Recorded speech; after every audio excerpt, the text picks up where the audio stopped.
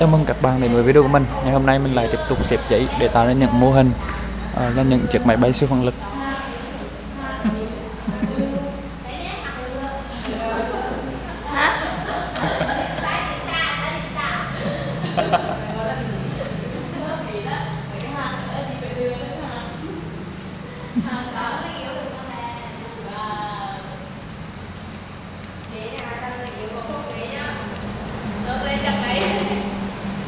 Rồi, hạt lửa.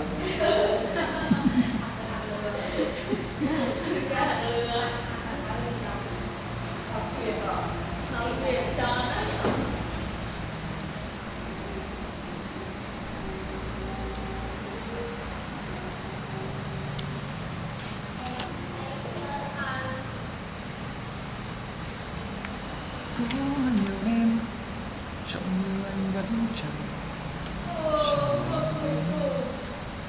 tình con sóng xuôi.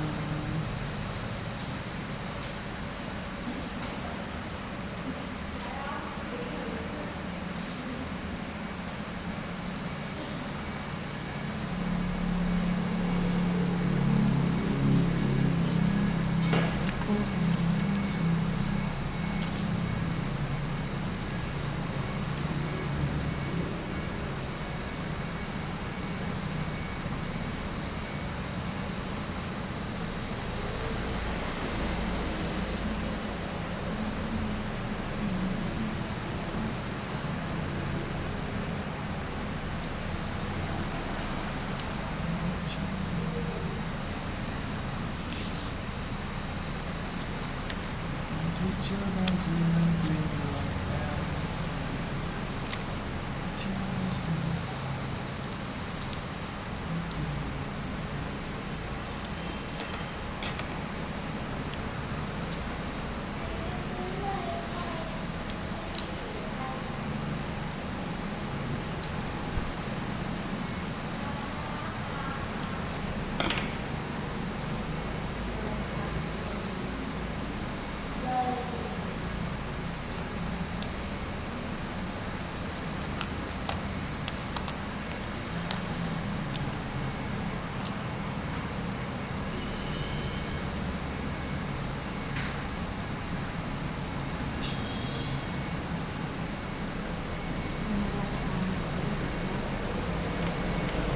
Dẫu đã quay tình yêu không mong muốn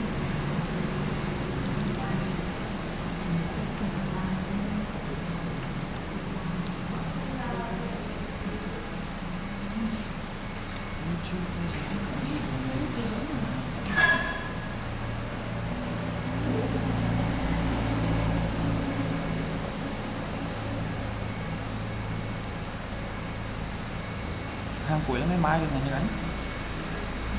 Hàng cuối là ngày mai à? Mấy giờ? 16 giờ, 18 giờ nhé.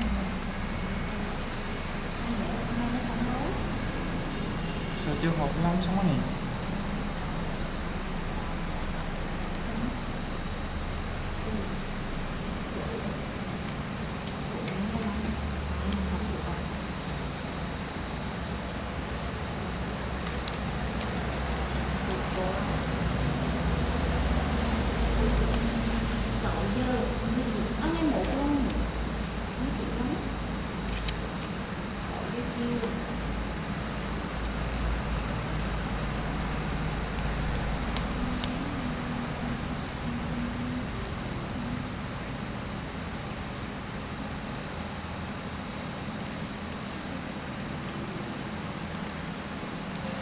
Kéo hai mặt cái tính. Kéo hai mặt cái tính.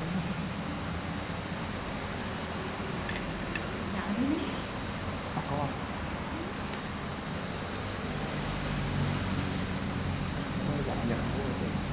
Nó hiển thị á.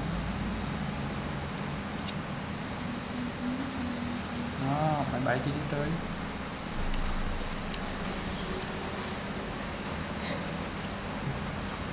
Cười. Như vậy thì mình cũng đã hoàn thành xong một chiếc máy bay nữa. Hẹn tất cả các bạn vào những video hướng dẫn tiếp theo.